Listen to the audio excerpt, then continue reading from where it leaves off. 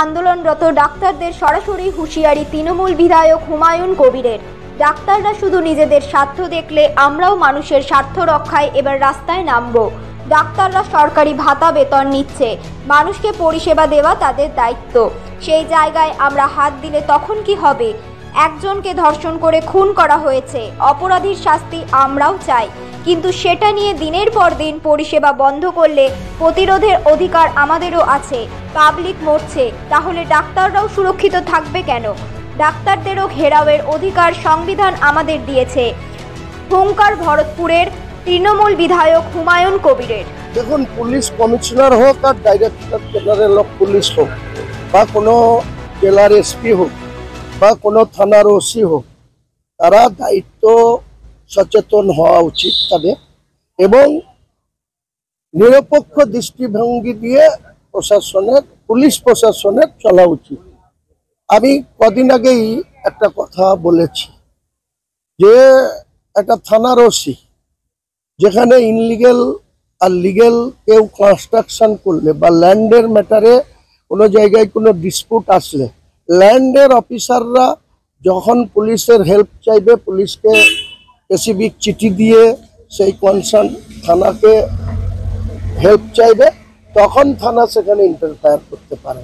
কিন্তু এখন দেখতে পাচ্ছি আমরা 30 বছর সিপিএম এর সরকারের বিরুদ্ধে কংগ্রেস করতে গিয়ে যেভাবে থানার ওসি আর এলসিএসরা অযাচিত হস্তক্ষেপ করতেন, আমাদের এই দিদির সরকারের আমলে আমার জেলায় কোথায় কি হচ্ছে জানি না, আমার জেলার 27টা থানার মধ্যে অধিকাংশ থানাতেই কিছু মাতব্বর ওসি আছে, তারা যেখানে যাওয়া উচিত সেখানে যাচ্ছে, আমাদের কোনো বাধা নেই। যেখানে যেতে পারে না সেখানেও চলে যাচ্ছে।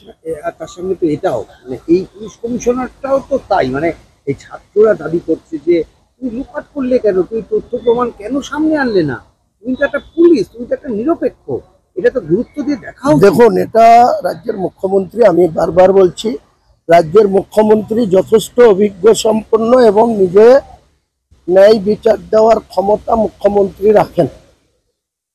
নিশ্চয়ই মুখ্যমন্ত্রী উপলব্ধি করছেন যে আগামী দিনে কি পদক্ষেপ করা উচিত, যথাসময়ে সেই পদক্ষেপ হবে বলে আমার বিশ্বাস।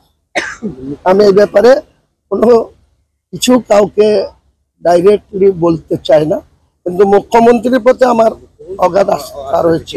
কথা হচ্ছে যে দফা এক দাবি এক পুলিশ কমিশনারের পদত্যাগ, এটা মানুষ তুলছে, মানে এক্ষেত্রে মুখ্যমন্ত্রী এটা মানুষ, সাধারণ মানুষ হয়তো কারো কাছে শুনে বা কারো এই আওয়াজটা মিডিয়ার মাধ্যমে শুনে কিছু সাধারণ মানুষ এটা বলছে, কিন্তু সাধারণ মানুষ এইরকম একটা পদমর্যাদার অফিসের ব্যাপারে তাদের কোনো ইন্টারেস্ট নেই, কারণ তাদের প্রয়োজন হয় না লালবাজারের মেন কর্ণধারের কাছে যাওয়ার, তাদের বিভিন্ন থানাতে গিয়েই তাদের কাজ হয়ে যায়। কাজেই লালবাজারের কর্ণধারের একটু ভাবা উচিত দিদি। হ্যাঁ, সেটা দিদি নিশ্চয়ই বুঝবেন এবং সময় আসলে আপনারা দেখতে পাবেন, আমিও দেখতে পাবো।